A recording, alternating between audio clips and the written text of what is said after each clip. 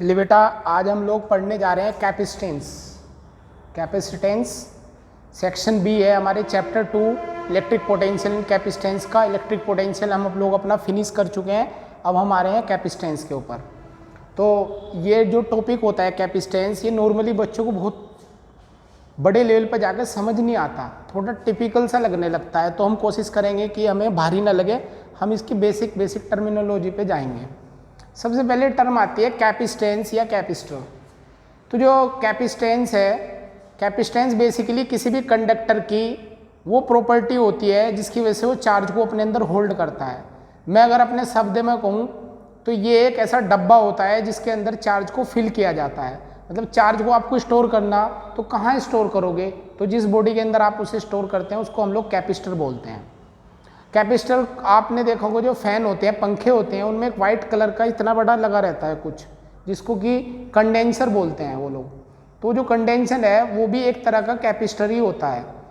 वो काम कब आता है? जैसे पंखे को एकदम से आपने स्विच ऑन किया, की क्लोज की स्विच बोर्ड से, तो पंखा चलता है। तो उसे चलने के लिए एकदम एक झटका चाहिए होता है। वो झटका जो प्रोवाइड कराता है वो कैपेसिटर ही प्रोवाइड कराता है। या ये कहें कि जब कभी भी हमें कोई इंस्टेंटेनियस एनर्जी की ज़रूरत होती है, तो जिस डिवाइस से हमें वो एनर्जी मिलती है उसे हम लोग कैपेसिटर बोलते हैं। ऐसे कैमरे की फ्लैश लाइट, उसमें 8 या 10 वोल्ट का एक सेल गिरता है, बहुत छोटा सा, लेकिन जब उससे फ़ोटो खींचते हैं तो उससे जो फ्लैश आती है वो हमें ऐसी लगती है जैसे 20-30 हज़ार वोल्ट की सप्लाई से आई हो। तो वो इतनी बड़ी एनर्जी जो आती है वो एक छोटी सी डिवाइस से आती है, वो भी अपना एक क्या है, कैपेसिटर ही है। तो एक तरह से हमें कहें जैसे कीबोर्ड होते हैं, उसके अंदर ग्रीन और रेड कलर की लाइटें होती हैं, वो भी हमारी एक तरह की कैपेसिटर ही होती हैं। तो कैपेसिटर क्या होते हैं? जब कभी हमें इंस्टेंटेनियस एनर्जी की ज़रूरत पड़ती है तो वो हमें एनर्जी प्रोवाइड कराते हैं। और कैपेसिटेंस क्या है? तो कैपेसिटेंस किसी भी कंडक्टर की वो एबिलिटी है जिसकी वजह से वो अपने अंदर किसी चार्ज को होल्ड करता है। इतना आपको याद रखना है। कैपेसिटेंस को डिफाइन किया गया कि अगर किसी कंडक्टर पे या कैपेसिटर के ऊपर चार्ज को इंक्रीज करते हैं तो उसका पोटेंशियल बढ़ता जाता है। When we store charge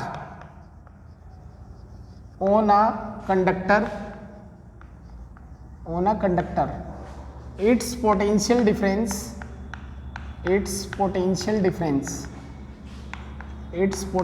difference also increase। या कहें कि चार्ज जो आप दे रहे हैं वो उसके पोटेंशियल डिफरेंस को बढ़ा रहा है, और इसका उल्टा भी, पोटेंशियल डिफरेंस बढ़ने से चार्ज ज़्यादा स्टोर होता है। जो चार्ज आप स्टोर कर रहे हैं, अगर पोटेंशियल डिफरेंस बढ़ेगा तो ये चार्ज स्टोर होने की भी कैपेसिटी बढ़ जाएगी कंडक्टर की। या कहें कि पोटेंशियल डिफरेंस का उल्टा, मतलब चार्ज बढ़ाने से पोटेंशियल डिफरेंस बढ़ता जाता है उसी कंडक्टर के ऊपर। तो Q प्रोपोर्शनल टू V और Q इक्वल टू एक कांस्टेंट लेंगे जिसे बोलते हैं C इंटू V। C क्या है? अपना एक कांस्टेंट, जिसे हम लोग बोलते हैं कैपेसिटेंस ऑफ कंडक्टर। और है क्या है कैपेसिटेंस? अभी भी ऊपर बताया भी मैंने, कैपेसिटेंस होती है ability of conductor to hold charge. ये हमारी C के बारे में बात है, तो ये इसका फॉर्मूला हुआ। नेक्स्ट लाइन में अगर हम चाहें तो C किसके इक्वल होगा? क्या है? Q बाई V के इक्वल होगा। तो बिल्कुल C equal to Q by V के इक्वल ही होगा। यूनिट क्या होगी इसकी C की? अगर आप यहाँ से इसकी यूनिट बता सकते हैं। Q क्या होता है? कूलाम, और V क्या होता है? वोल्ट। तो कूलाम पर वोल्ट, इसको हम लोग फैराड भी बोलते हैं। फैराड, बड़े साइंटिस्ट माइकल फैराडे के नाम पे इसकी यूनिट क्या रखी गई? फैराड बहुत बड़ी यूनिट होती है। Farad is a bigger unit of capacitance. Farad जो होती है कैपेसिटेंस की एक बड़ी यूनिट होती है। इसकी जो प्रैक्टिकल यूनिट होती है, प्रैक्टिकल यूनिट वो होती है माइक्रोफैराड। म्यू एफ, एक mu F is equal to 10⁻⁻⁶ farad होता है। पिको फैरेड भी होती हैं, pico farad, PICO, pico farad. Pico farad को हम लोग PF बोलते हैं, और 1 पिको फैरेड इज इक्वल टू 10⁻⁻12 फैरेड। तो ये इसकी प्रैक्टिकल यूनिट होती है। तो कैपेसिटेंस क्या है? किसी भी कंडक्टर की वो प्रॉपर्टी है जिसकी वजह से वो चार्ज को होल्ड करता है। अगर यहाँ से 1 फैरेड की डेफिनेशन दी जाए तो क्या लिखेंगे? अगर तो उसकी डेफिनेशन लिखेंगे, अगर Q 1 हो जाए, V 1 हो जाए, तो C भी क्या मेरा 1 होगा?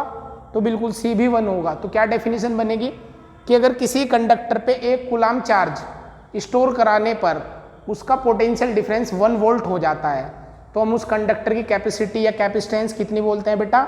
1 फैरेड। ये इसकी डेफिनेशन हुई, आप इनको नोट कर लीजिए।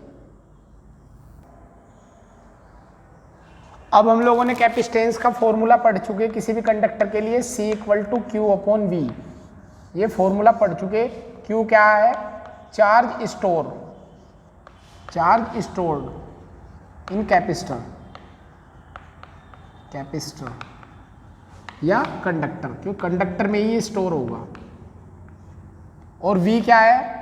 V आप याद रखना, ये है अपना पोटेंशियल डिफरेंस।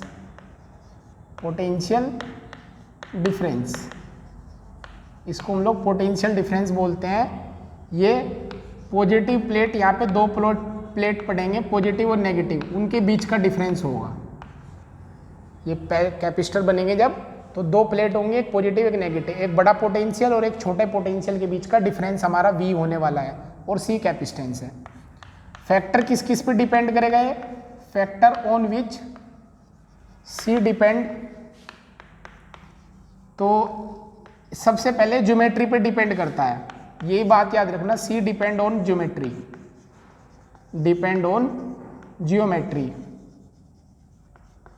ज्योमेट्रिकल डेटा जो भी हो, ज्योमेट्री ऑफ बॉडी, ज्योमेट्रिकल जो फैक्टर होगा इसके लेंथ, ब्रेथ, हाइट, इन पे डिपेंड करेगा।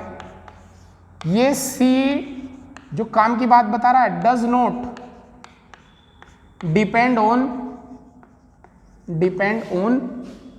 Q and V। ये बड़े काम की बात है। C, Q और V पे कभी डिपेंड नहीं करता, क्योंकि अगर Q बढ़ता है तो उतना ही V बढ़ जाता है, C रिमेन्स सेम। जैसे R = V/I में जितना V बढ़ता है पोटेंशियल डिफरेंस, उतना ही करंट बढ़ जाता है, रेजिस्टेंस कांस्टेंट ही रहता है।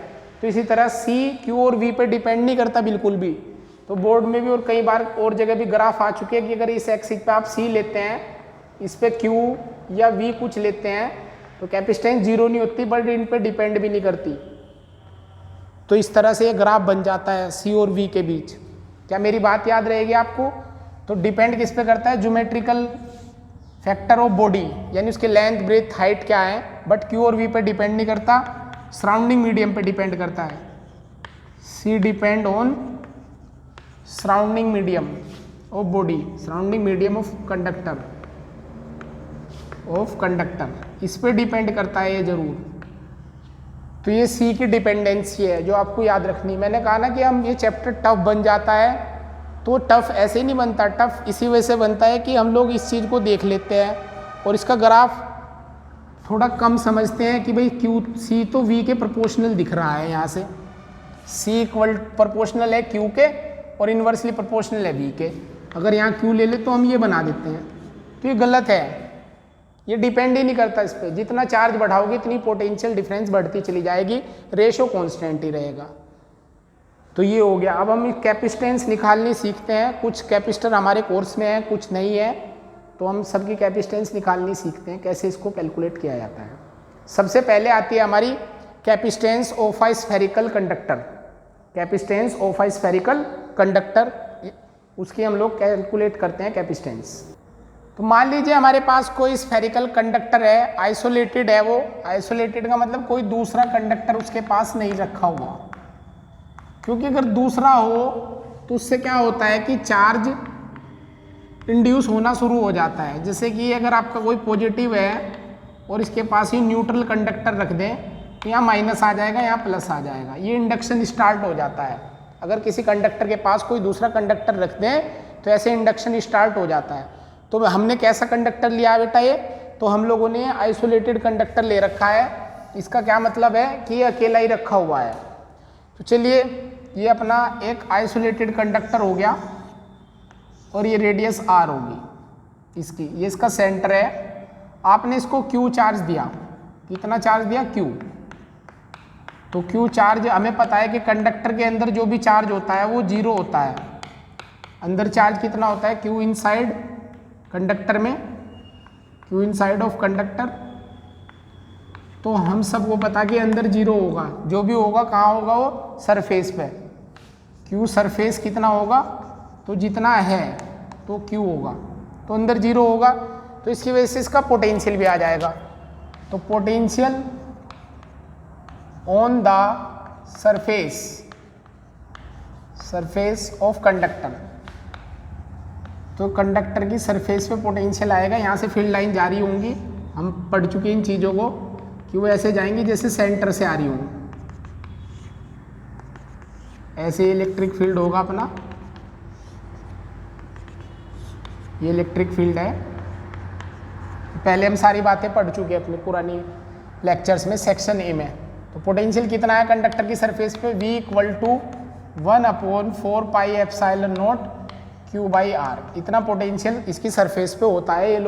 ये बात हम लोग पहले भी जान चुके। तो ये हमारा पोटेंशियल आ गया।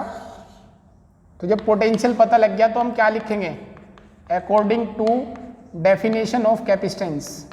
डेफिनेशन ऑफ कैपेसिटेंस, क्या डेफिनेशन है भाई कैपेसिटेंस की, कि C equal to charge upon potential difference, ये डिफरेंस ही आपका V, पोटेंशियल डिफरेंस। तो Q की जगह तो Q है चार्ज इसके ऊपर, V कितना है, तो V है अपना 1/4 pi epsilon not into Q/R।